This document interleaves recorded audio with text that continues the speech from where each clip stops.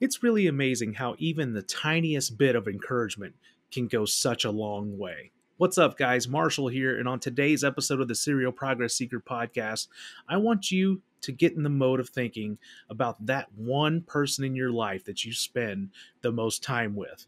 It doesn't matter if it's your spouse, your sibling, your roommate, your coworker, your best friend, whoever it is, start thinking about that relationship. Now, I want you to think about what 10% more, 20% more, 50% more, or even 100% more encouragement might do for that person and what their encouragement might do for you.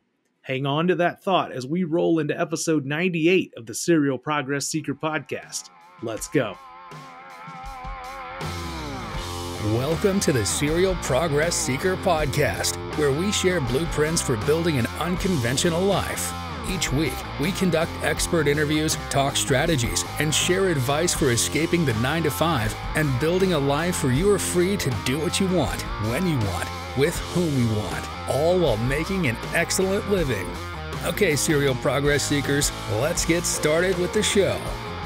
All right, guys, I am pumped to be jumping into this subject with you today. This is going to be a fun one. I feel like this is something we've kind of been diving into a little bit. It's more kind of conversations that deal with relationships and how they kind of work to make us stronger so that we're better, both professionally, personally, and all the way across the board. And that's what this conversation today is really going to dive into. Now, we have to start with a disclaimer. I think we all would be remiss if we didn't throw this out there right from the beginning. We want to say, for all those listening, we are not licensed psychiatrists. We are not relationship professionals. What we have done is experience relationships. And that's kind of what we want to bring, is the experiences that we've had in our relationships to, kind of put it out in the front fold, because we feel like the things that we have learned have really helped us, not only, like I said, from a professional standpoint, but from a personal standpoint. So I'm excited for us to talk about something specific, and it's all about encouraging our partners. Ben, Tab, I wanted to turn it right over to you real quick. When I talk about encouraging your partner and what that means to you personally, tell me a little bit about, kind of how that affects you. Yeah. Ladies first. That's how encouraging. What a start. Yes. My podcast partner. No, what do you got, Tab? No, I was to me, it just means helping your partner be the best version of themselves that they can be, and just encouraging them to just, be the best versions of themselves. Yeah, for me, we get so many years personally on the planet, and I know that there's so many things that I'm like, this is what I have to have accomplished, by the time I get out of here.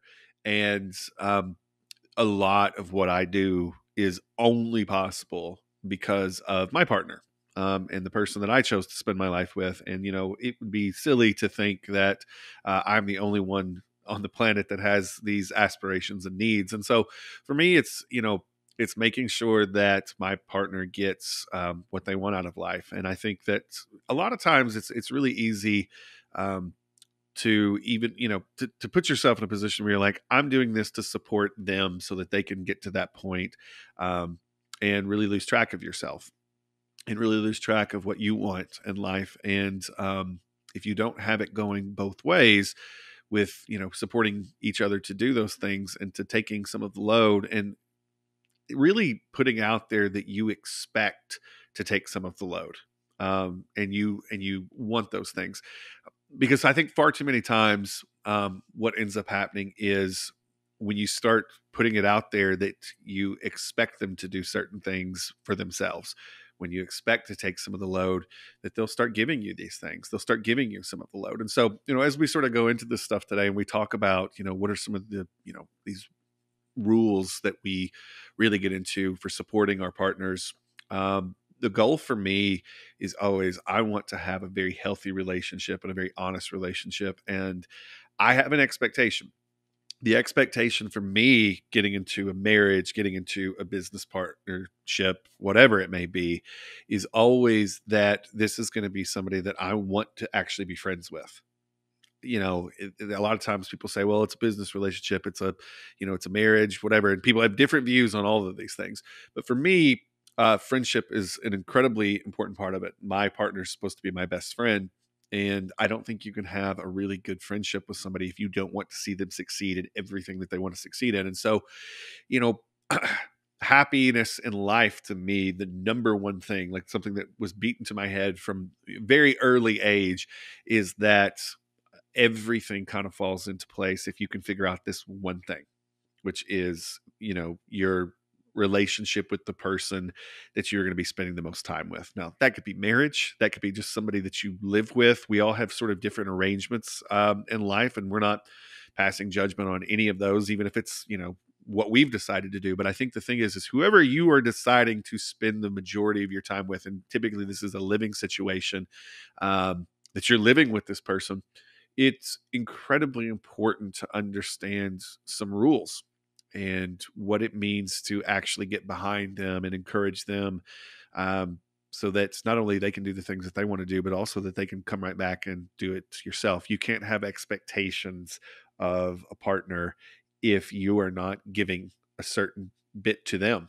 And so I think that, where I am super excited about what we're going to be talking about today on this call, Marshall, is really getting in kind of the secret to happiness. I mean, that's what I define this as. Like, I know what the title of the podcast is, but like, to me, this is the secret to happiness. This is the secret to having a relationship that works. And I think far too many people out there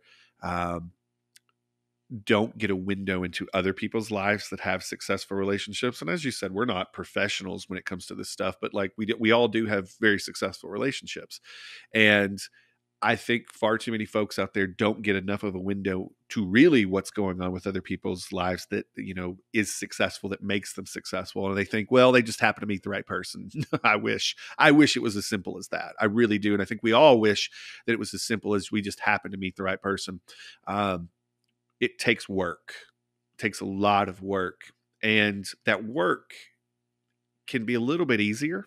Well, actually, that work can be a lot easier if you understand some of the keys to making your other half happy, to make your other half feel supported. And that's what this is about today. To me, sort of what we're going to get into with these rules to, get behind your other half and really make sure that, that they understand that you've got their back.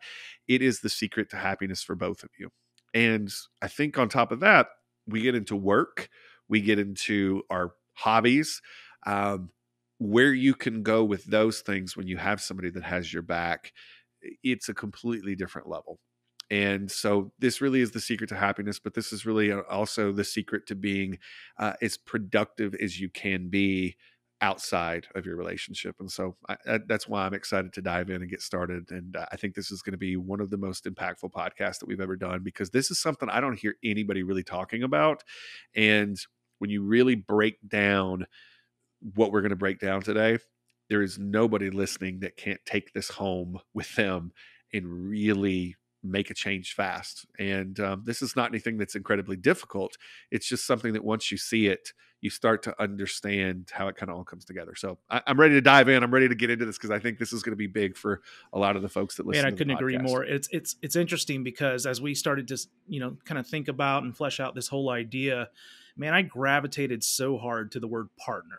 And you know what I think it is when I was younger, when I first got, started old enough to start really dating and getting into relationships and things like that, I don't think I really understood the concept of a true partner.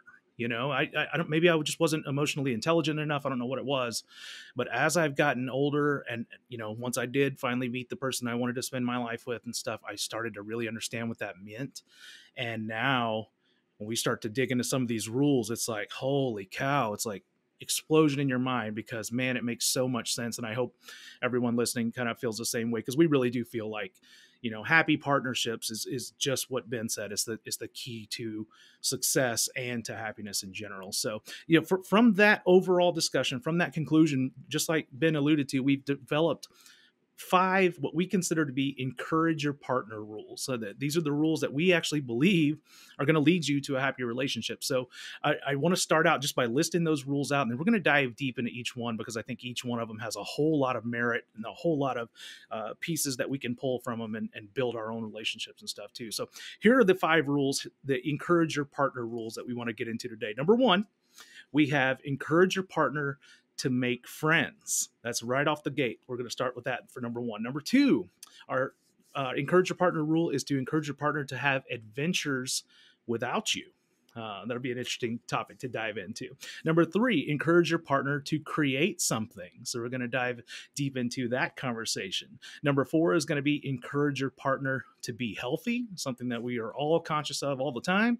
And then number 5, we're going to end this thing out to encourage your partner to step outside of their comfort zone. You guys ready? You ready to do this? I'm excited. I'm really pumped, especially to hear from both of you guys, because I look up to both of you and your relationships in a lot of ways, and I'm interested to see kind of what you've pulled from this conversation. So let's start out with number 1. When you guys think about that rule number 1, encouraging your partner to make friends, kind of what lead me down this path. Why is it important for someone to encourage their partner to make friends?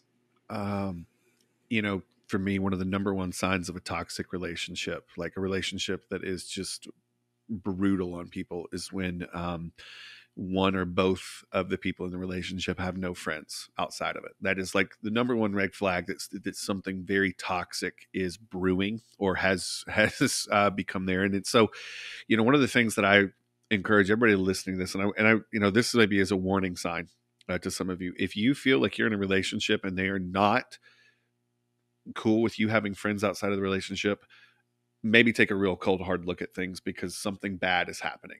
Not always, and like I said, we're not professionals, but a lot of the times there's some very bad things happening.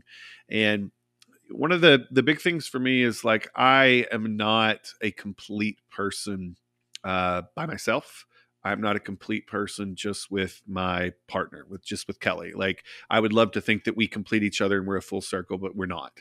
It's just not what it is. The thing that makes us great is the people that we also have in our lives. And I think that one of the hardest things for some people, especially if you're not the most confident person in yourself, is to understand that there are friends that your partner needs that you do not, that don't do anything for you. You don't do anything for them, and you don't have that need. Whatever that friend provides that person, your partner, it's not a need that you have, but it's a need that they have. And so something about that friend gives them that. And I think that's, the key to successful relationships is being happy yourself, obviously, but really filling in holes. And to be a complete person and to be happy is to have kind of all those little gaps filled in. And one of the most important gaps is to have people that you can spend time with that, give you something, and I want to give some examples of this, because I think we've got to dig into this a little more, and I want to hear your opinions on it. I need to have friends that are a little bit more off the rails than me. That's one of the weird ones, right? Like, I need to have that friend group, and we've talked about this in previous pods, but I need to have that friend group that is living a life that I could not live. One of the classic examples in my situation is musicians. I have a lot of musicians that are like me. They have a full-time gig. They, have a family. That's fine. But then I have a lot of musicians that's their life. And I like being around that, because it gives me a window into something that is fascinating to me. And it sort of completes me, but I don't have to be in it. And if I were not able to sort of see that life on a regular basis, something would feel empty. I don't want that life for myself, but like, if I didn't have that window into that, and I couldn't be around those people that are living more of that life, there would be a hole in me. And so one of the very interesting things about Kelly, my partner, for everybody, anybody listening that doesn't know, Kelly is my wife, and she knows there's this part of me that has to go get in the middle of this world every so often. And when I'm a part of that world every so often, I'm recharged. And so that's something that, like, I think a lot of spouses would be very weird about. Even sometimes when I'm out at a bar watching a band by myself, because Kelly doesn't need to be a part of that all the time. It's not something she needs all the time. Um, but when I'm a part of that by myself, I think some people say, well, why is your wife at home? Because we have a good relationship and I need this and she doesn't. Like, I don't ever have to explain it to anybody. But like the idea is it's something that when I come home and I wake up the next day, I'm a different person. Now, over the years, I think what we've really deconstructed that is, I work from home. I am here by myself all the time. I talk to a lot of people every day, but I don't see people every day. And so being in the middle of those things is something that I need. She gets out of the house a lot more than I do during the day. But I look at her and how she has never once questions, what are you doing at the bar at 2 a.m? Like there's a lot of trust that goes into me being in that situation.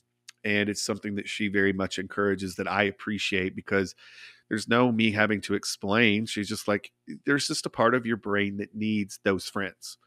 And so, I think that's a big one. And one of the things that is really hard for me on the flip side, and then I want to hear from you guys, is, I know that she has to have certain people in her life that sort of feel those same things for her. And so Kelly has a few girlfriends, that absolutely I am super friendly with because I think they're good people. But like, we just don't hang out a lot, me with them in those situations. We have, but it's actually a much better hang when it's just her and them. And I think the reason behind this is, and this is just me having conversations with Kelly, is because when I'm not around, there's certain topics that come up between her and these girls that would just not be something that I think they would feel as comfortable to share, or maybe her feel as comfortable to share if I'm in the room at the same time. And I think that's important. It's none of my business. There's parts of my wife that are none of my business. I know that's going to like freak a lot of people out. A lot of people listening to this, like, that's my best friend, that's my partner for a long time, and me saying there are parts of my wife that are none of my business.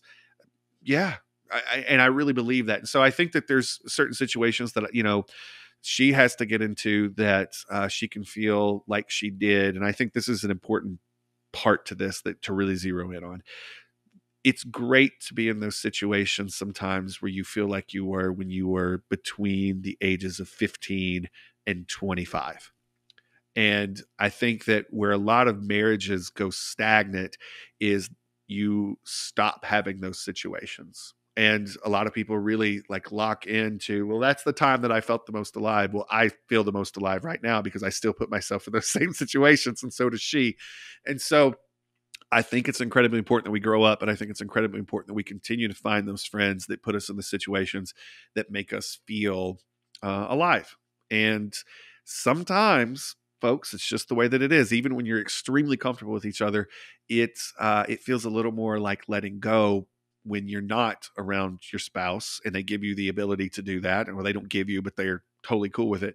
But I think that's the thing, is I think sometimes it's fun to be in those situations where you feel hey, I'm out here on my own doing my thing, and giving each other those times to do that is big. And so that's one aspect of it. I have a lot of other aspects of it, but I'm actually more interested to hear, with you guys and your relationships specifically, how do you feel like that kind of comes together? So Tab, like with, giving your partner the freedom to have, those situations in their life, and to really to make their own friends and to spend time alone with those friends. What are some situations that pop up to you, and what do they mean to you? Yeah. So with my husband, Dave, when we were first married, he's always had friends. He's always had lots of really good friends, but not friends that he hung out with on a continuous basis.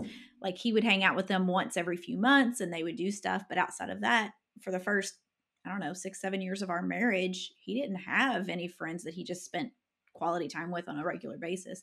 It wasn't until a few years ago that he met a couple of guys that he has just become extremely close with, that he spends a lot of time with. And I am completely okay with it because it makes him a happier human being when he's actually home and around me, because he was able to go out with these friends, let loose, to be able to talk through things. Like you said, there's things that he wants to talk about with them that he can't do with me. You know what I mean? Like he may need to talk things through with a guy and not me.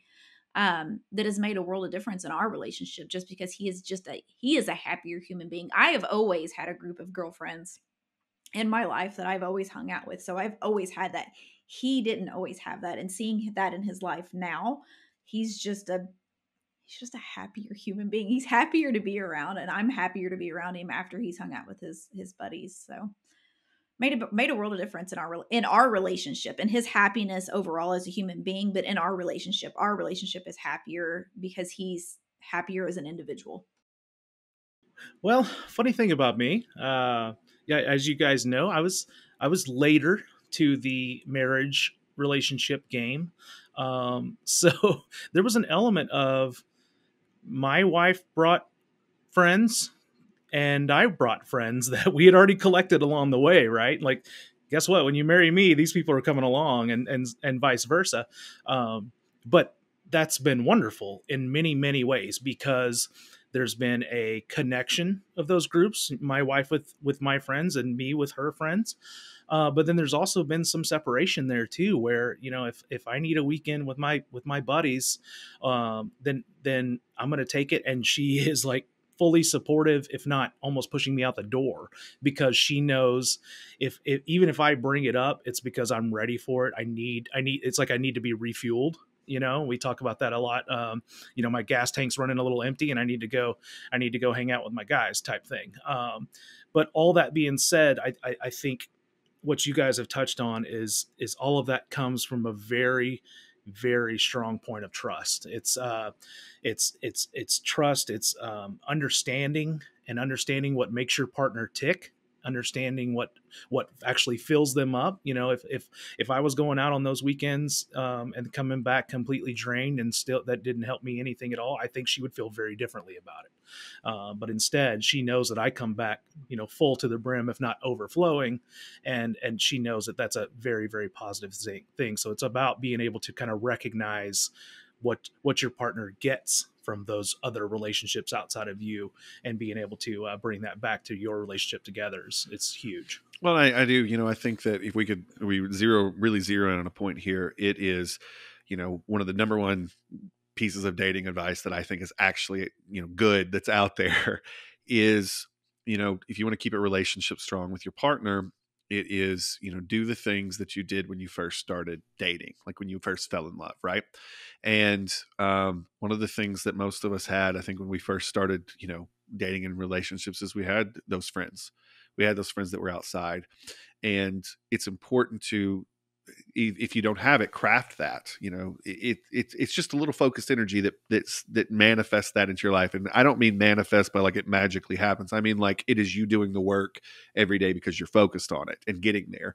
And so I think that's one of the things that's really interesting about, encouraging your partner to if they don't have that friend group. And this is something with Kelly, I'm very much still pushing.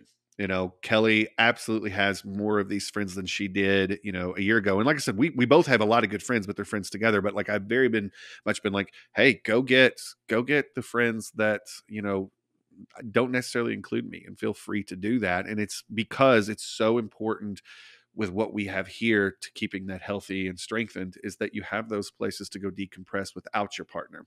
I guarantee you we've lost some people listening today because this is uncomfortable. Like this is a very uncomfortable topic for a lot of people, and that's okay. That's the reason I think we picked this topic, is because, everybody that I know that has one of those red flags in their relationship, this is a piece of it, this one and this first one. And that's why we tackled it first.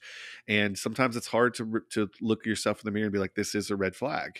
I think that, with relationships I've had in the past, it was hard to look in the mirror and say, this is a red flag. But really understanding that one of the most important things that you can do to have a healthy relationship with your partner is to get them in that situation to where you have friends and they're okay with it, and they have their own friends and they're okay with it. I think that is one of the things that when you get there, when you actually get there with somebody, everything sort of starts to open up and communication gets better.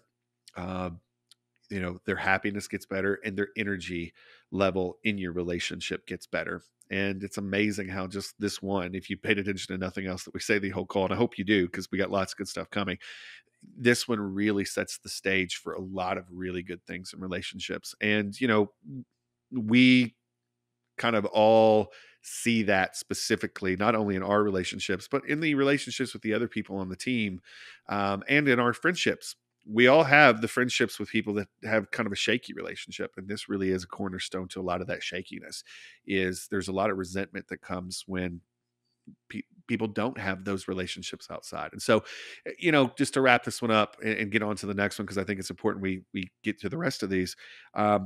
It's extremely important that you encourage your partner to have friendships outside of this. And I think that one of the things that is important with this is, how do you do it? Sometimes, how do you encourage those things? What's the question that you ask? Number one, you have to start. You have to have some relationships outside, but sometimes it's easy. It's as easy as being like, somebody comes home from the hairdresser, somebody comes home from a book club, somebody. When I say hairdresser, it's beard, because I have nothing up here, um, but when they come home and they're talking about this person that they kind of think is fun, and they're telling a story about them, say, well, have you ever asked them to go do anything, or like do anything like that? It's those little words of encouragement to step outside of the comfort zone. And they're probably going to hit you back with, no, I don't know that I want to do that, but like, it's those little words of encouragement over and over time that get someone to feeling comfortable with doing those things. Now, I will say this: there's plenty of times when that stepping outside of their comfort zone is going to end in disaster, because it's definitely not their person. But you encouraging those little pieces of encouragement and continuing to encourage, even when maybe it doesn't go well, when they do step outside to go hang out with a friend or make a new friend, continuing to do that over months and years, that's where you really get to this. And so, like I said, this is not one that is an easy, it's going to happen tomorrow. This is one that's, just little pieces of encouragement to form stronger bonds with the people that they're showing those bits of interest in. And I think that's All right. important. So great summation to that, because I think that's incredibly important. But we do want to keep moving, because we've got 5 really good keys, just like we said, keys to successful relationships, keys to happiness. So we want to move on to what our rule number 2 is, and that is to encourage your partner to have adventures without you. I'm excited to dig into this one. What does that mean to you guys? When you think about encouraging your partner to go and have adventures without you, that can be a little scary too, for someone to think about. Like, hey, what kind of adventures are we talking about here? So, talk to me about what you mean here on rule number 2. Tab, I love Dave's adventures that he goes on. So I think you should start, and then I'll come next. Yeah, so speaking of which, my husband is actually on one of those adventures as we're recording this. He, with this group of friends that he has just made in the last few years, every, I don't know, 3 to 4 months, he goes on off-road trips with these buddies all across the United States. We have a side-by-side, a little off-road buggy looking thing. And they just go to all these off-road parks, and they're on their way to one right now. They'll be gone for a few days, and it's just a way for him and his buddies to get away, to relax, to go do what I say really dumb stuff, climbing up the sides of fountains and dangerous stuff. But he loves it, and he's able to just get away and have fun. And I do the same thing. I've got a group of girlfriends that I travel with, that we go all across the United States about mine's probably less frequent than his is. I probably go once every 6 months. But it doesn't matter as long as we get away and have fun. It, like Marshall was saying earlier, it recharges each of our batteries and makes us better partners. It makes us better parents. It makes us better friends as we get home, because we are recharged. So yeah, that's his off-road adventures. Nice. Now, Marshall's part of my group. That we go do stuff on our own. I actually missed out on the last trip because I had another engagement. But we'll, and we will travel. We went to Vegas, all of us, a little while back. That wasn't too long ago. It's sort of the pandemic was ending. We went to Vegas all together, and we missed out on Marshall. But we had an adventure, and, we try to craft it where, it's all of us, and it's a group of, some really good friends that have kind of come together over the last several years. My brother is a part of this group. And it's people that my wife appreciates. It's people that my wife absolutely, hangs out with. But we also have sort of the separate thing that we do, where we can just sort of decompress in a different way. And so, yeah, I'm with you. I probably don't do it every 3-4 months, but it's something that I wish I could do every 3-4 months. But scheduling conflicts, things like that, we do try to get something done with us at least every 6 months. And it's a time that I know I can be put in a position to where I'm completely recharged because of the adventure. And it's not just being with your friends, it's being with your friends in an odd location. And I think that's key. And my wife just recently went on one with a couple of her friends from high school, and they don't get together as much as I think they should, but when they do get together, they have an absolute blast. And you know, it's something that when she comes back, she's definitely completely recharged in a way that it's noticeable. And I think that's key. And I think that's really hard for some people.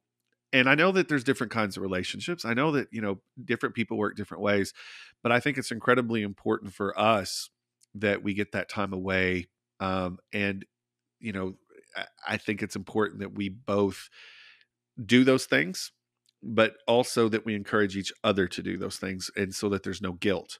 Um, and we'll get into more of that soon. But I think that that's a big part of mine. Is I've got this group of 4 buddies that I go hang out with, and I don't know what I would do if I didn't have that time. Um, when my wife comes along and she's a part of that group, it works really well too. But it's a different dynamic when she's not there, and I think that it's important to understand those things. And it's the same with my wife's friends. I can go hang with them, but it's absolutely a different dynamic when I'm not on that adventure. So, the adventure part of it, and I think that's the stress of this, is if you are going to hang out with your friends and it's the same spots over and over again, that's great. That's just hanging out with your friends. But if you encourage your partner to go on adventures, meaning they go to a concert, they go to, a cabin in the middle of the woods somewhere, they go to something that they don't normally do, getting into trouble with your friends is an incredibly important part of staying in that spot that we want to stay at, which is, feeling like we're kids again.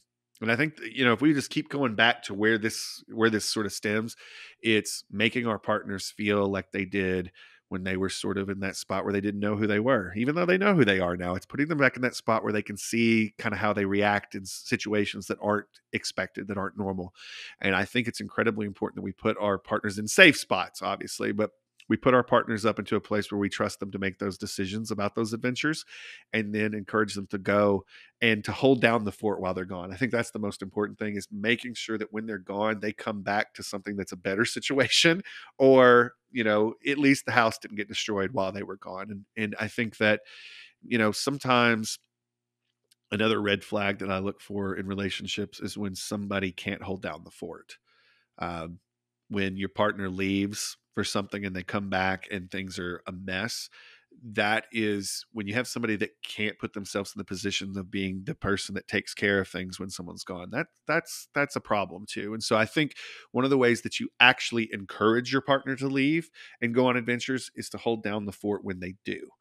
And that makes them feel as if it's something that they can do over and over again, and everybody deserves that. And so that's sort of my thought on it. Yeah, Marshall, I anything think to add on one that? thing that I specifically took from this rule was the acknowledgement that I needed to make in my own head was that, sometimes we just have different interests, right? There are things that I want to go and do that my wife is just not interested in. It literally just happened last week. There was a concert coming to town that I wanted to go to. There were some friends coming in town.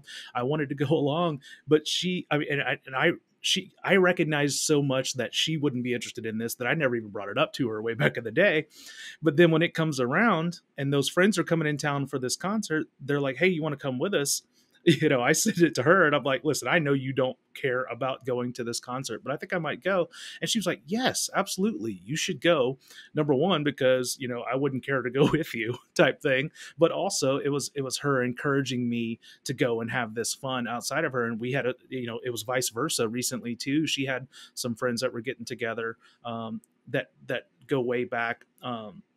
and it was about, and they were going on an adventure to, just like you said, Ben, a place that none of us really hang out. In fact, they didn't even know what they were going to do. They just knew they wanted to be together. And I saw it as an opportunity. Yes, I could have gone and absolutely contributed to that, experience, and we would have had a lot of fun. But I saw the ability to pull back and let her go and have this fun on her own, with her friends, and have this as an adventure that she could remember as an opportunity for us to be stronger. And I think those are the things, if you can continually just try to recognize those opportunities, they're out there. And in our lives, we're lucky enough, we're very fortunate to have multiple sets of friends from different backgrounds, and different areas and stuff that we can kind of sporadically go around. And I know that not everyone's that lucky, but you still get the opportunities. The opportunities are going to be presented to you to encourage your partner to go, and just like we just said, have those adventures. And I think there's something too that we want to make sure to point out here too, that this is a point that I wanted to make for sure. Isn't there, and you guys tell me what you think about this. I'd love to know what you think, but don't you just sometimes need to miss each other a little bit? Like, that's the way I feel a little bit, like, especially, gosh, it's, I think there's still lingering effects from COVID maybe, but there was a lot of time where you spent just all your time together, and now we're starting to slowly, and we've kind of come out of that fog, but there's still some of those lingering effects. And I think there are times when we seek out opportunities to put some space between us so we can miss each other. Do you guys do the same thing? Yeah. That's why I'm so excited Dave See? left on this trip. He's broke his foot. He's been around me nonstop for 6 weeks. I'm like, go Right. Yeah. away so that I can relax by myself and miss you while you're gone. Yeah. Well, my thing that everybody gets on me about, that thinks it's a red flag, that I absolutely know it's not a red flag. But, one of the number one things I think we ever did for our relationship was Yeah. we stopped sleeping in the same bed at night. And it is that like, I wake up wondering what my wife's up to. I love that. I love that. Number one, she gets way better sleep because I'm not there. But number two, that, it is every single day. It feels like what it was like when we first started dating, because we're not in the same bed. And so we're both more recharged. But, I only bring this up to speak to your point. And once again, every time I mention it on the podcast, I know somebody's like, they're going to break up. I'm like, yeah, not at this point, buddy. Okay. But no, my whole thing is always this. It's like, it is absolutely what you said. There is a level of, we wake up every day wondering, how the other person is, because we're not sitting there right next to each other, that she doesn't have to wake up watching me drool all over myself or snore. There's a level of missing there. And it's not in comparison to what you guys are talking about here, but it's absolutely a component of that I have recognized. And yeah, it's absolutely a huge part of that whole equation. So yeah, I totally agree with that it's good to put yourself in situations where you miss each other. And I think that sending each other off on those adventures and encouraging that and making sure you hold the fort down is a big part of it. And I want to add one more caveat to this, because I think this is important when we get into this. It's, with everything that you're doing with your spouse, and adventures is the best part of it. Do you add something to that, or do you take away something from that? Now, this is where, once again, we're going to hit some controversy here with people listening. Everybody says, well, if you're in a good relationship, you're always adding something to their... No, you're not. No, you're not. There's plenty of times when I've been in a situation where if I'm in the room, I know what that crowd will expect of me. Or the role that I play in that crowd.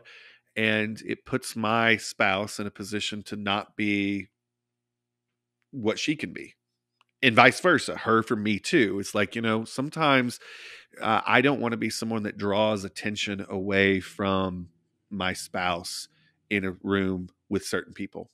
And so I look at those situations and I said, it's like Marshall said, Sarah didn't want to go to that concert. It wasn't, so she'd be there. But if she's there, it's not something that she's really going to enjoy. And she's actually going to draw attention, because people are going to worry if she's okay, and it's just not something she's into. And that's kind of the thing that I think is when you get into a very mature relationship with somebody, they start to understand, it's not that I don't want to be with you. It's just that if I'm there, I'm going to be a drag on the party because you're interested in it and I'm not. And I think that that is when you start realizing that sometimes you are a drag on the party versus something that's going to add and lift your partner up and have make them have more fun. That's it. And those are some of the worst situations I've been in, is where I found myself in a situation with my wife where she was having a blast and I just wasn't. And being able to recognize those things before they happen, and really to learn, I think that's incredibly important. And so, I think that that's a hard one for a lot of people to understand, that sometimes the room's not better because you're in it. and and to really wrap your mind around that, I think that's a huge sign of maturity and knowing yourself, and really, a big level of not being selfish. Sometimes you got to miss out on the party so that the party's better, and that's okay.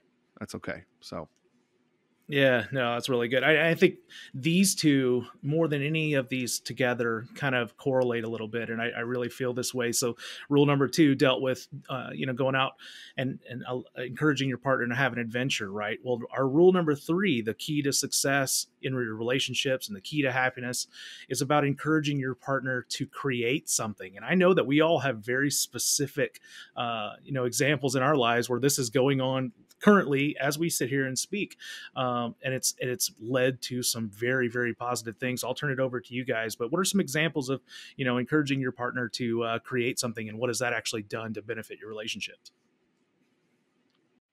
So I'll let Ben take this one because I feel like of all of these, this is the one where Dave and I probably have the least experience in. I think because we're both creative at work.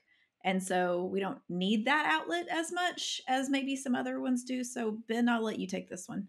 sure. Um, I went into our relationship with a hobby that was very quote unquote creative. So when I met Kelly, I was in a band and it was a big part of my life. And I had to put that part of my life down for a while to sort of move the direction that I wanted to go professionally. Um, and so, along the way, I picked it up, put it down, picked it up, put it down. One of the things that she was always very big on was like, pick it back up and keep it up. Like just keep going with it and do something with it. And I will say this, there's a level to where you're like, okay, you start questioning, is it okay to hear if I go this far with it? Is it okay if I go this far with it? Like how far is accepted? And what I mean by that is, like, it's one thing when you're sitting in a room with what I do, which is play music, sitting in a room playing, recording. It's another thing when you start bringing other people into your home, or you take time away from your family to go do that endeavor. There's an entirely other thing where you start spending until 2, 3 in the morning at a bar because you played the bar that night with that hobby. And so there's various levels of it. There's been no level of it where she's like, go do it. I'll be there every time I can, but go do it. If I can't, it's okay. I can't be with you this time. And so that there's been a level of encouragement there. So that was always in the back of my mind, that this was something that was incredibly awesome about my partner, and that I trusted her more because she was just always pushing me to reach for that thing and to reach. There was no point where I was through something in her, and I think she trusts me to be responsible with it. But there was no point where I ever felt like there was, okay, this is okay, but this isn't. And so that was nice, is to know that, like, she wanted me to go as far as I could with this hobby. So that's big. Well, you kind of get down the road and you want to give that back, and this is something that we'll keep coming back to. This is a recurring theme, is when somebody gives you that much on one of these, you want to give it back. And so I remember there was a point where I was like, what is it that you like to do outside of these things? And so she would pick up various hobbies. And then, like, one day her dad came, and her dad, like, had all this stuff from, their childhood, from her sister to her.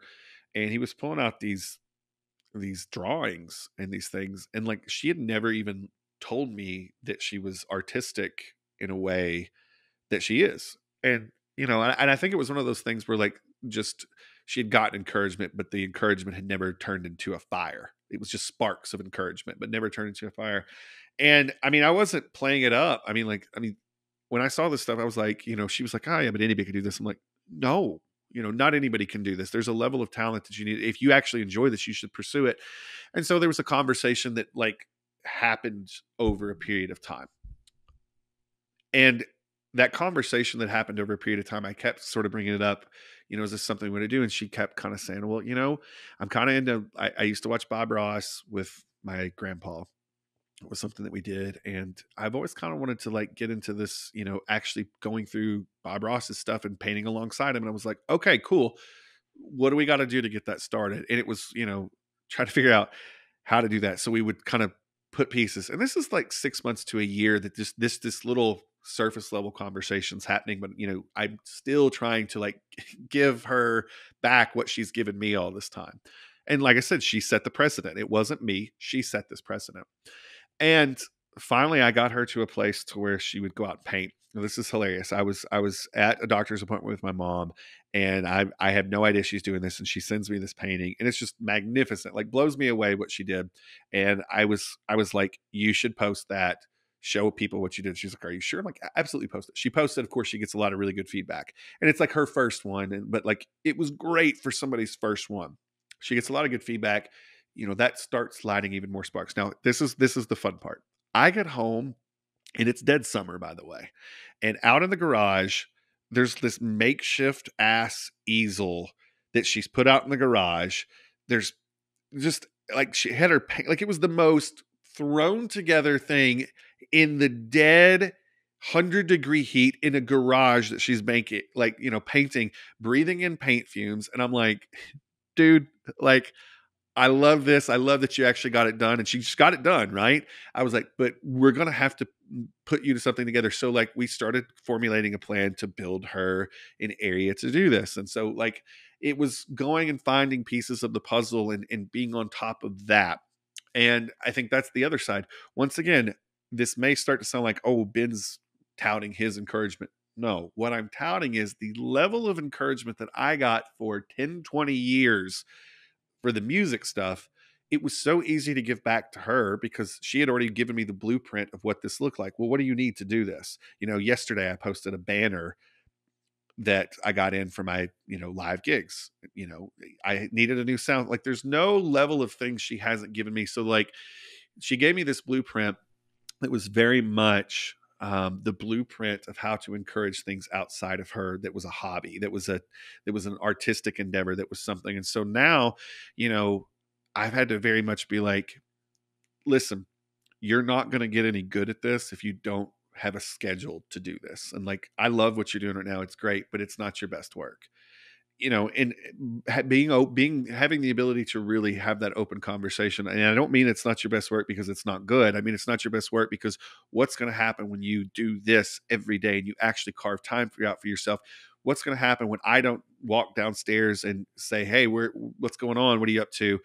And interrupt your flow. Like what happens if I have a schedule that says you're actually painting during this time and I know to shut the hell up so I don't pull you out of your state of flow when you're doing that? Where do you get to in the next year if you've actually put those things together? And so, the things that I've learned that I need to do artistically, I can pass those things on.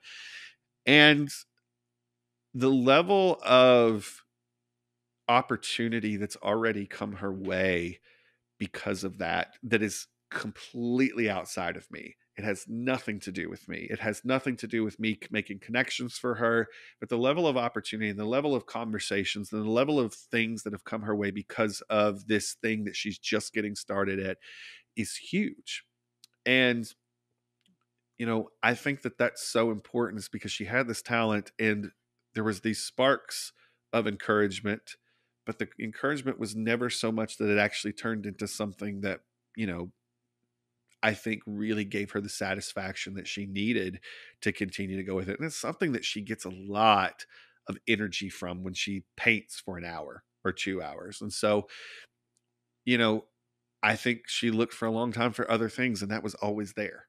But it was like how it was just once we finally figured out it was there, it's how do I get her to realize it's important? Because the number one thing that happened was, well, why would I be doing this when I could be taking care of something around the house or taking care of the kiddo or doing these things? And there was a level of guilt that was put into this whole, why would I take time to do this when I've got these other things that I probably should be doing? And it was finding the way to convey over time that, like, this, what you're doing is important. It is important. And it's not just important now, it's important in 5 years from now, if you start going down this path of what you will be able to create and how you will be able to impact the world if you keep going, if you really put yourself into this and you see what happens if you really go for it. And I think that's the conversation that I'm having right now with her. But once again, props, like, I'm having this conversation as a 40-year-old, that's seen some shit. She was having this conversation all the way through, like all from her 20s on with me about this music thing. Be like, it's not just about where you're at right now. It's the trouble you get into because you put the actual time into it. That's what's going to get interesting. And so, I think that from an artistic perspective and encouraging your partner to do those things, it's really, you come at it from a perspective of go for it. Yes, you're going to suck at this for a while, and being completely cool with saying that. But it's okay. I want you to have the room to suck for a while, but keep doing it because it's not right now that we're interested in. It's what's going to come out on the other end. Plus, if you feel good when you do it, everybody wins, So for us, that's been the artistic journey. And, the farther she's gone, the more I've been able to encourage her because of the doors that it has opened up to. And I think that's it. It's just with the artistic side, not all of us are born Picasso. Not all of us are born knowing how to put together a rock song that can go on the radio, and not all of us will ever get there. But I think it's encouraging your partner to see how far they can take something with where they get with practice 5 to 10 years from now. And when you're doing that, that puts you and your partner in a very good space with each other because once again, it's something that they can do outside of you that is only theirs, that opens up doors that have nothing to do with you. And I think that the best relationships are formed when two people with equal playing field, with equal opportunity outside, come together and they want to be together, even though they don't have to be together. And so I think that's part of what that is. It's so interesting how my experiences have reflected yours in a lot of different ways. Like, so you guys know this about me as I moved to St. Louis and I was trying to find my next, quote unquote career move. There was a little bit of in between time because something happened called COVID.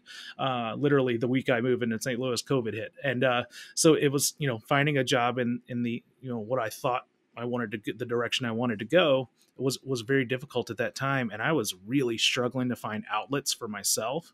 And I can remember several times when Sarah encouraged me, like, hey, what are the things that kind of take you outside of where you are and where you feel kind of stuck, and those things were kind of some of the same things. It was playing some music, picking up the guitar when I needed to.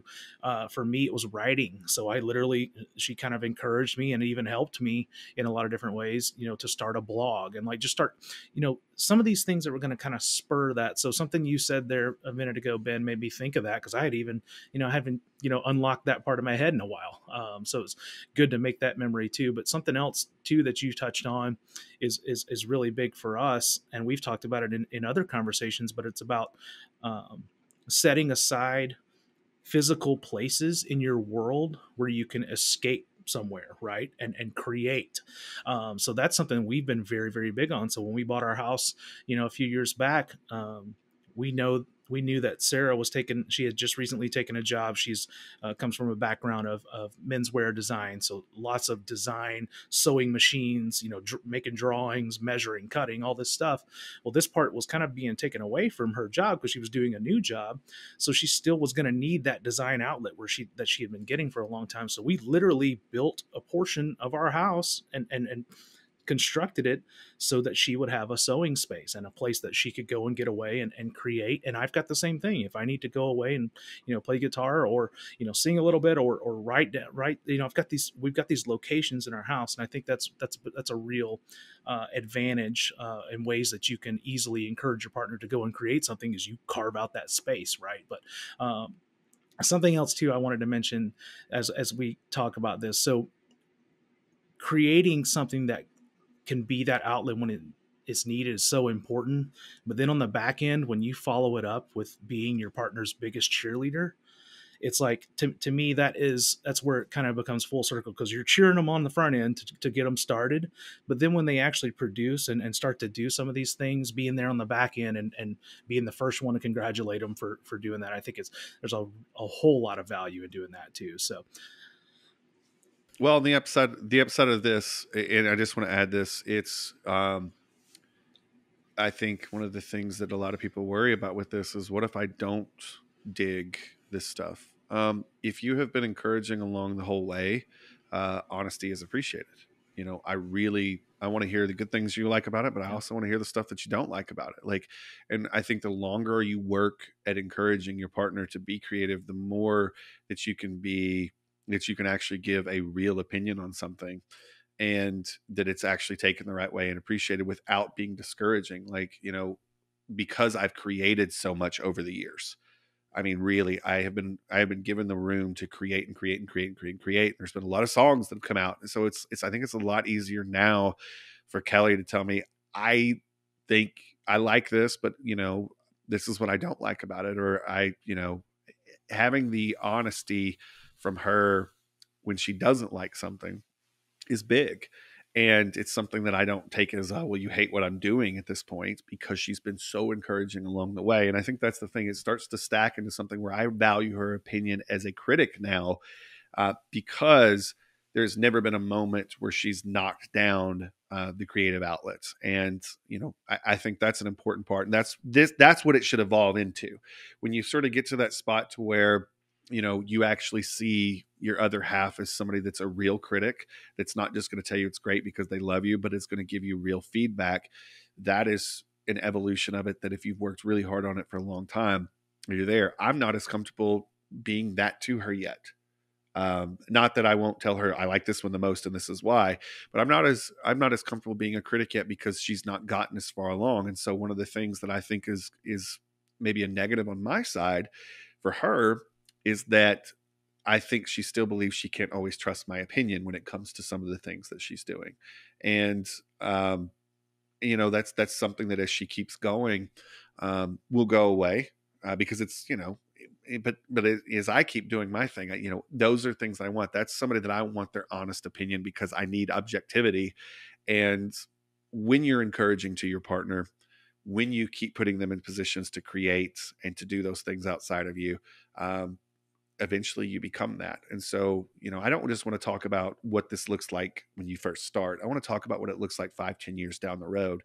And that's where you get to. And I think that that's a very comfortable place to be, if you keep working towards it, because then you get to have conversations about it that are very nuanced and deep. And that's where this becomes something that, 5 to 10 years down the road in your relationship, it's a whole different thing that you never saw coming, that is something you really appreciate about your relationship that nobody else on the planet will really give you. And so I think that that's important. So Yeah, speaking of what do we looking to got the next? future, this is something that is really really important that we need to absolutely address, because we've talked about it on this podcast before. We all want to live forever. Not only that, we want our partners to live forever, right? And that's a very very big key element, I know, in my household, and same for you guys. But our rule number 4 for the key to happiness in your relationships is encouraging your partner to be healthy. What does that mean? I mean, when you say encouraging your partner can be healthy, because man, there are some landmines that you do not want to step in, I promise, when it comes to this, but you want to walk that line, right? So what does it mean to encourage your partner to be healthy, and why is that important in your relationship?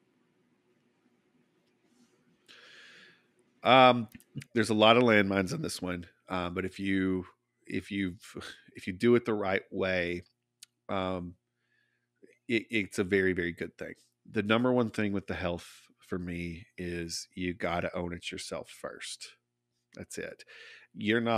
I'm not allowed to say crap about the way anybody else does anything if I'm not doing something myself. And to be honest, I'm probably not allowed to say anything anyway. I'm just not. That I don't think it's ever a good thing to tell someone how to take care of themselves, unless it's really dire. If it's really dire, then sometimes the conversation has to be had if there's somebody on the verge. But for most of us, that's not the case. That's not the case. We want our partner to be healthier. We want our partner to live forever, but like we don't get to decide those things. So the number one thing that I think is the ultimate strategy to encouraging your partner is put in the time. I realized, after I had my little fall and broke my nose a little while ago, that I'd stopped going to the gym on a consistent basis. And the things that I really looked at it is like, I'm not setting a good example for my partner, but I'm not setting an example for my kid. And so, one of the things that I kind of was like, and I'm going after right after we're done here today, is you got to start getting to the gym and setting the example. You can't expect anybody else in your life to take care of themselves if you're not taking care of yourself. And let me say that again. You can't expect any of the people that you love to take care of themselves if you aren't taking care of yourself. That's where all this starts. All the encouragement for your partner is, what are your habits that are taking care of you? Now that's one side. So I told myself, and I told Kelly this week, I was like, listen, here's the thing. I like the way I look. I'm okay with it. But what I don't like is, I know there's going to be things in the future that are going to be a problem if I don't take care of some stuff. If I don't just go put in the time now, there's going to be some things in the future. It's not a looks thing for me. It is a down the road sort of thing. And so I told her, I was like, here's kind of a rule right now. It's a dumb rule, but this is my rule for myself. I'm not going to allow myself to drink anything on the weekend if I've not gone to the gym 4 times through the week.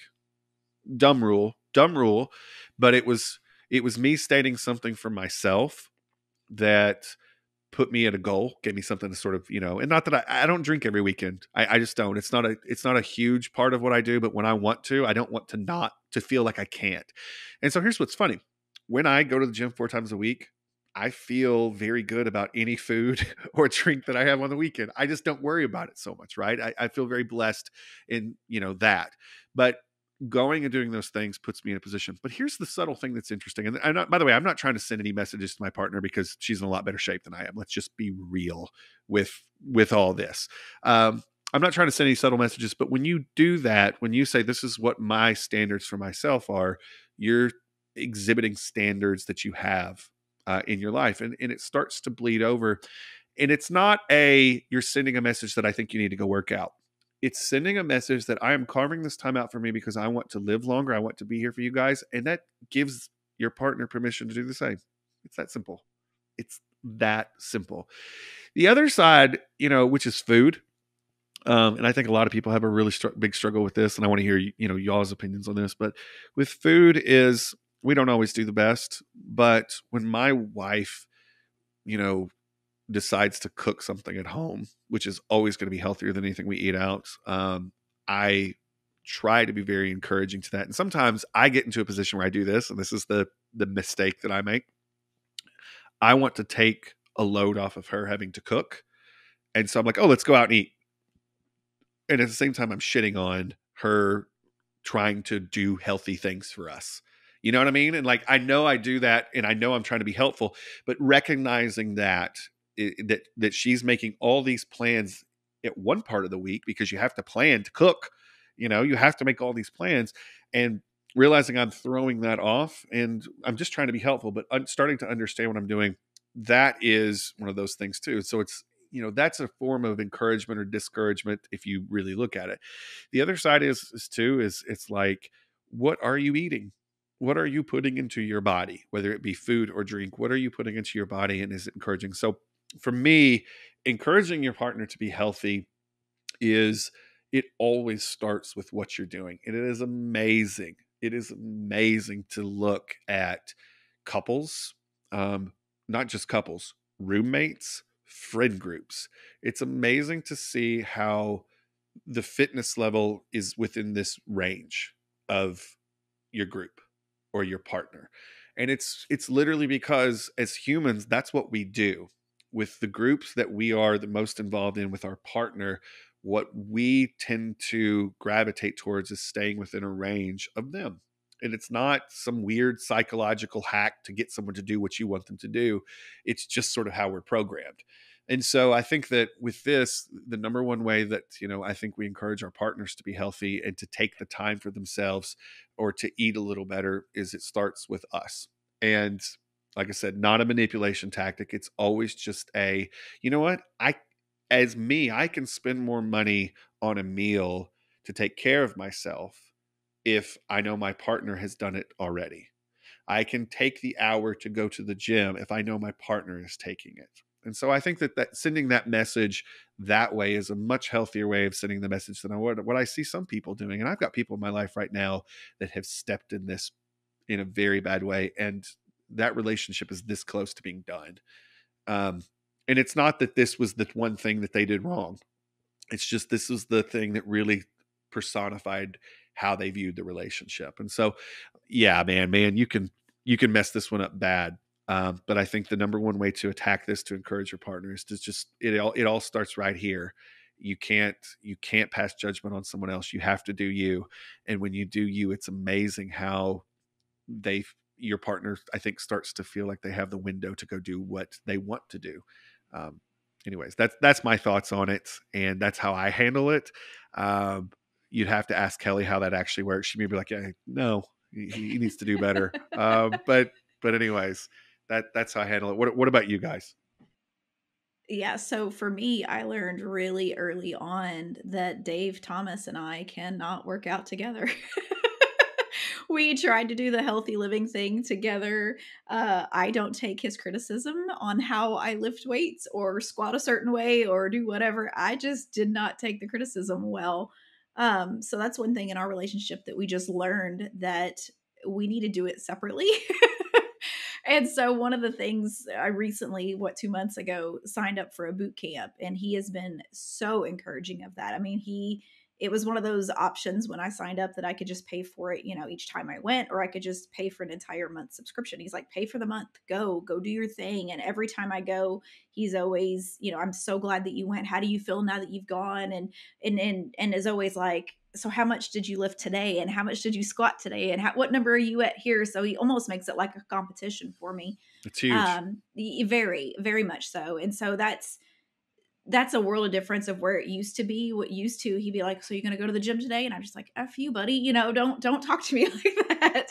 He's definitely made some of the mistakes as far as what you don't say. But since he's encouraged me to go find this other group of people outside of he and I, it's made a world of difference as far as my health is concerned. Now, food, on the other hand, is where we probably fail the most, because he's a notorious little Debbie eater in bed. Uh, oh my gosh. And y'all, if you knew my husband, he's about this big. He's a little skinny. He can eat whatever he wants and doesn't gain a pound, driving me crazy. But he has encouraged me this year. We're going to put a garden in and we're going to grow some fresh vegetables. And I know that that's a big deal because that's going to be a lot of work on his end as far as, creating it, making it happen.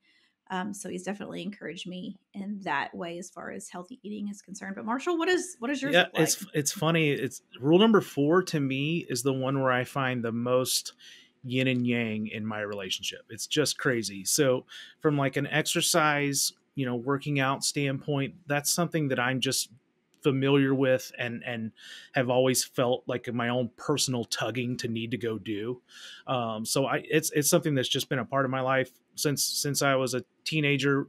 Obviously there have been droughts. Let's not get crazy, but it's something that I have found important for myself, and that's how I've added value to my own life, right?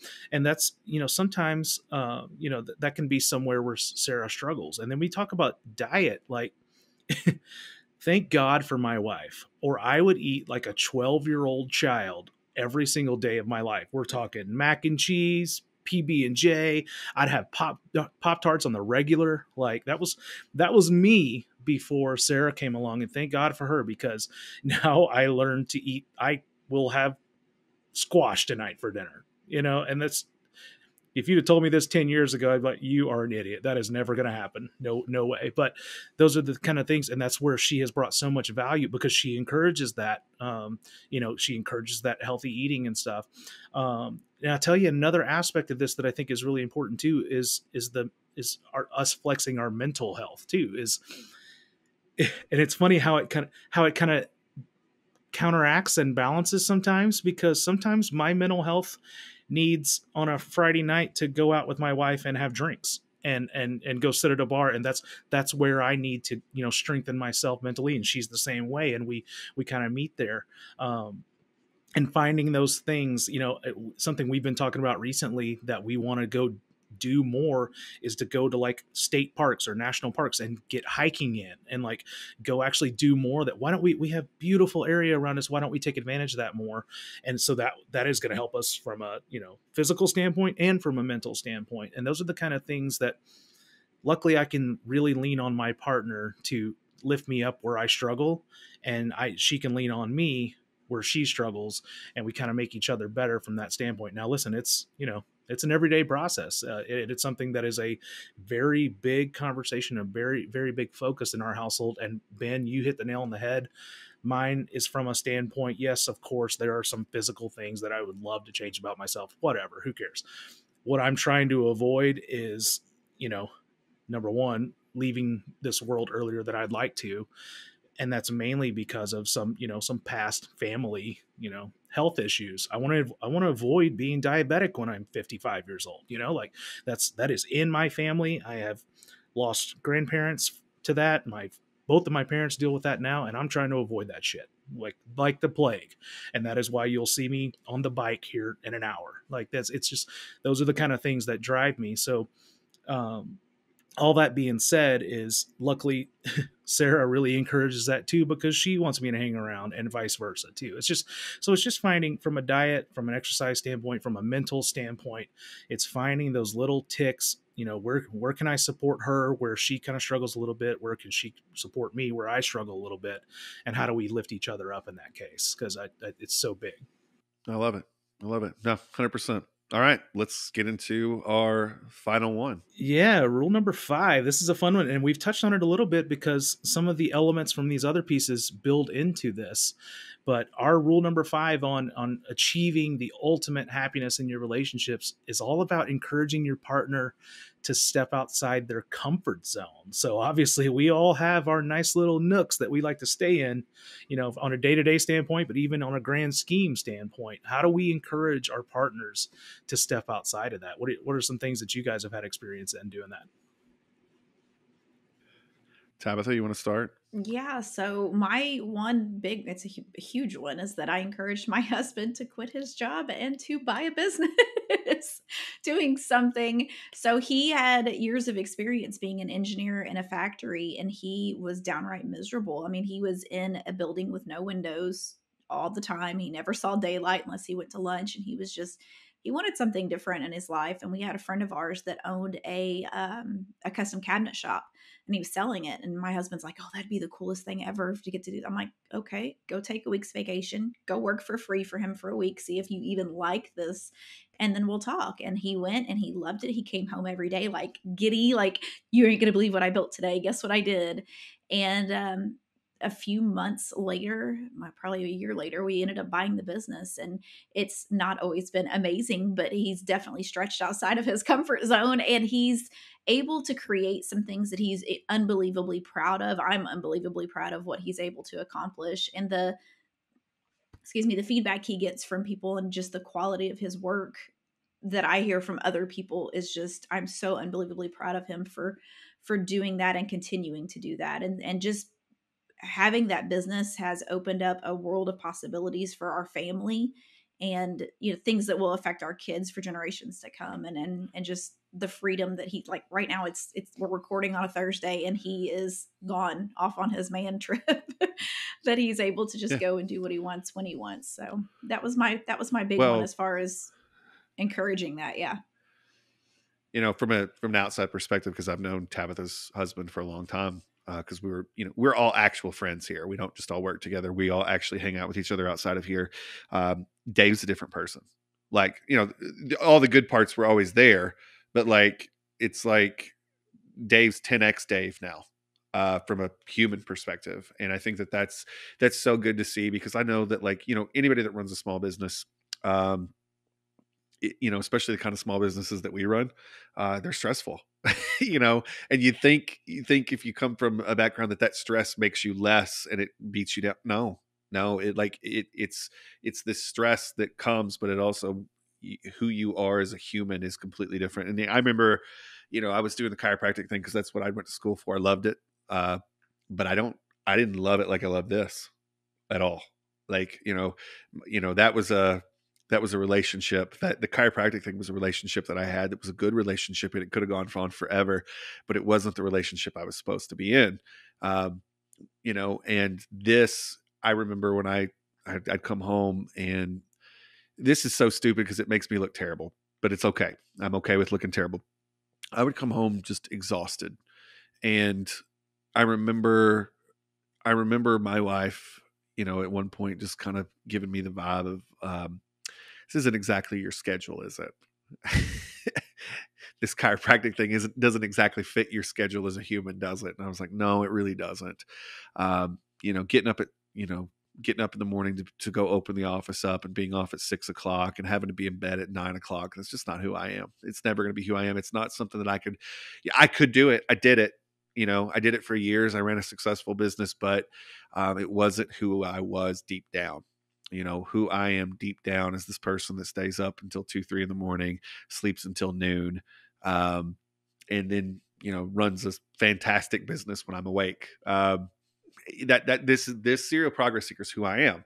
And it's like, if you knew me back then, you saw pieces of me, but you didn't really get to see me, in all of who I am. And I say all that to say this, and it plays off into what you're saying. There was a moment to where I could have chose that very stable, very professional career. And my wife was just like, is this really what we're going to do? Is this really what you're going to do for the rest of your life? Not that it's a bad life, but is it, if you want to do it, go for it and go as hard as you can. And so, having that sign off to go make this work, and this is way back when. This is right as my kid was born. So we're talking 12 years at this point.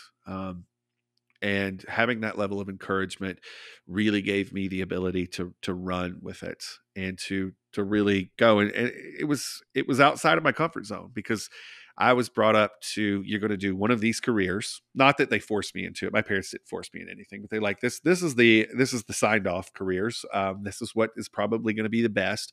And so I went and did it. And so having people around me that, showed faith and told me to, I know you're not comfortable with it. I know it's not what you went to school for however many years. I know it's not what you invested all this money in, but is it going to make you happy to do this? And my partner absolutely did that. And so, yeah, one of the things that I'm really big on right now with Kelly is stepping outside of her comfort zone. It's, especially with like the art stuff, like there's certain levels of things that she'll do, and there's certain levels of things that she won't do that I'm like, you're absolutely equipped to do this at this point. Go do it. You're just not comfortable with it. And one of the things that she did the other day that I was very proud of her, and I've encouraged, but she did it, is she went into a Facebook group that was full of people that she didn't know. So it wasn't people that were like, wanted to be nice to her because they liked her.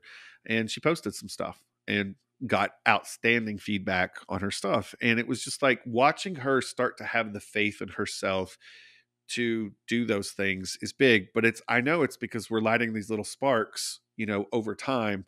And that's the thing. I think that, I want her to have the level of confidence that I have about the things that I do. And I'm very well aware that I have an outsized level of confidence compared to my ability most of the time, but that's what I want for her too, because I think that sometimes having that level of confidence outside of your ability makes it much easier for your ability to catch up faster. And because you put yourself in situations where it has to. And so I think that that's the thing, is like, I want her to put herself in situations that are scary. And, so one of the things that I have kind of adopted as a strategy here is really kind of been like, okay, well, you do this, what's the worst that's going to happen? Somebody hurts your feelings. So what, and there's obviously situations that are actually dangerous. None of these things are that. And so encouraging her to put herself in positions that maybe seems scary at first, but I know that she can handle, but I know that she doesn't know that she can handle yet. I think that that's a huge, huge part of our relationship. And yeah, I totally agree. Marshall, what do you think? Yeah, I'll tell you, my experience has been very similar to you guys. I completely would echo all your sentiments. And honestly, I'll tell you right now, my wife and I are literally smack dab in the middle of one of these types of situations right now, as of like a couple hours ago. And it's a situation where we would like to determine, a next step, but there's a fear, and you just touched on it. You just said scared, and that's 100% what it is. It's a fear of unknown. It's a fear of, I don't know if I'm exactly confident in this portion of my abilities, and things like that. And it's my role, because she's the one going through this right now. My role is to literally just encourage, like, and it's funny, Tabitha, something that we were talking about today made me think of something that we posted on one of our social media channels, several weeks back. And it was actually one of yours. You were talking about the internal happiness meter. And I remembered that as Sarah and I are having this conversation, and how important your internal happiness meter can be to your overall success. And that's, I thought about that as I was having that conversation with Sarah today, as we're talking about maybe stepping outside her comfort zone and taking another direction. And all I could think was, well, where does that put you on the meter? Think about where you are on a day-to-day basis right now, and think about where your meter goes, and think about all of these things. It's almost like you're setting up a pros and cons list, and you start to look at, okay, well, maybe the needle goes a little bit further towards the positive side when I think about this, and you don't even realize it until you start to kind of weigh those things out. But I fully feel that it's a vital part. It's something that she and I admittedly don't have a ton of experience in, as far as pushing each other outside of the comfort zone. But where we're kind of learning along the way is a really good feeling, because I feel very equipped at this point to be able to encourage her. And I fully feel like it would come the other way if I was seeking an opportunity to step outside my comfort zone. So it's a great place to feel like you are in your relationship, man. It really makes you feel good. I love it. So if anybody was paying attention over the last 45 minutes to an hour, kind of what we've been really giving you here is a blueprint to making your partner happier, but making your life, your personal life, just you, a lot better. And what we really, this is not a typical podcast for us. This is not one of those typical topics. But the reason that we wanted to do this is because I think all of us have so many people in our lives right now that are such good people, but for some reason they got the career figured out, they got the making money figured out, or they've got this hobby figured out. They've got something in their life figured out that makes them great. But they don't have this one figured out for some reason. This one's tough. And maybe it was their upbringing. Maybe it was a situation that happened with an earlier relationship. This is something that was tough for them. And we really wanted to do this podcast this week because this is sort of the guidebook that we see, not only in our own relationships, but in a lot of the relationships of our very successful friends that have great relationships. This is sort of the rule book that seems to apply to all of them. And so I want to go through these rules, real quick and list them one more time. But our hope with this one is that it's been something that you can really take a look at whatever relationship you're in right now and be like, okay, what can I work on? Or is there a problem? Is there a problem and I need to hit the escape before it gets to a really bad place? And so, like I said, I feel like these are the rules that, and we've spent a lot of time crafting this one. Not only just, okay, well, this is a list of things, but this is a list of things that we've really looked at several different ways and several different relationships. And I'm like, that's it. That's the list of things that makes this relationship successful, is how they encourage their partner. So, Marsh, let's go through the list one more time, just so we can recap everything that we went to. And then we got something special to talk about at the close. Yeah, absolutely. I think what we've landed on here is these are what we consider to be the 5 keys to happy and healthy relationships, right? This is at the end of the day, this is what we're talking about. So rule number one is encouraging your partner to make friends. Our rule number 2 is to encourage your partner to have adventures without you. Rule number 3 is to encourage your partner to create something. Rule number 4 is to encourage your partner to be healthy. And then rule number 5 is encouraging your partner to step outside of their comfort zone. I think those are all extremely valuable keys. Obviously, that's not the end all be all, but that's what we found in our relationships and the relationships that surround us, the happy and healthy ones that we know about and that we're a part of. They had all these things in common. All these rules kind of apply. No, I absolutely love it. So, one of the things that we want you all to do as listeners is share your stories with us. You can go to serialprogressseeker.com anytime, share your stories with us. We've got a lot of cool stuff on that site, but we want to hear your stories. We want to hear your stuff. Tell us where you struggle. Tell us which of these rules you agree with, you disagree with. We want to hear all of those things. We really put this podcast together because, it's not just about building the business. This is obviously a business podcast, but what good is a business if you don't have a successful personal life too? And sometimes these are the most important topics, and that's why we wanted to cover that this week. So this is stuff that we've learned not only professionally, but in our personal lives. And we always want to hear kind of what it does for you all. That's why we actually put this together. That said, we have a really good podcast coming up next week that I think we should talk about. Marshall, what are we covering next week and why is it such a big deal?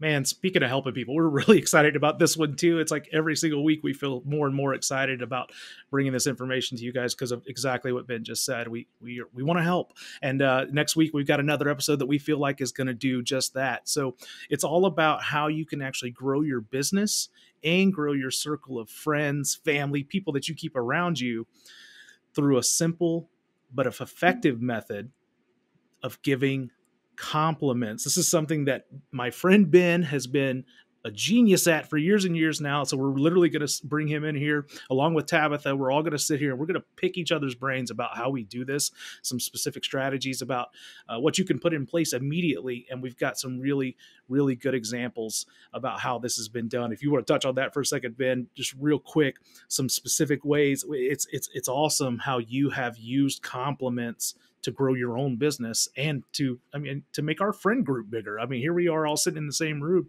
and we do our best to compliment each other all the time. So we're going to talk about a strategy that I use quite often. This is on the daily, on the weekly that I'm using to put myself in good situations for business growth, but also for interpersonal relationship growth. And also on this podcast, I'm going to tell a story about how I almost got my ass kicked in a bar by implementing this strategy and what I learned from that situation. So if you'd like to hear about me getting out of a very sticky situation in a bar in Branson, Missouri, where I was implementing this in the wrong spot at the wrong time and what I've learned from that, but also how I have grown a business to astounding heights and helped other people grow their businesses to astounding heights with just a very simple technique of complimenting, but a very intentional complimenting, then I think you're going to like this episode coming up. So listen, we hope you enjoyed the episode. We hope that this is another one that you guys have absolutely loved. Leave us a comment, leave us a rating, no matter where you listen to the podcast, leave us a rating. All those things are super important to us. And make sure you go to serialprogressseeker.com, check everything out there, but tell us, give us some feedback. Let us know what you want to hear more of.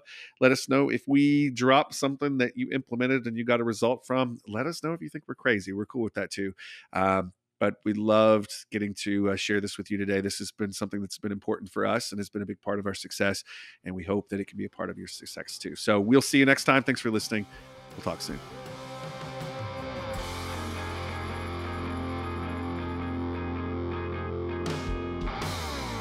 Thanks so much for checking out this episode of the Serial Progress Seeker podcast. If you want to listen to more episodes, learn more about our mission, or send us questions or feedback about the show, go to serialprogressseeker.com. You can help the mission by subscribing, reviewing, rating, and commenting wherever you listen to or watch podcasts. And be sure to connect with us on social media for all the latest through Facebook, Instagram, TikTok, and Twitter. We'll catch you next time, Serial Progress Seekers.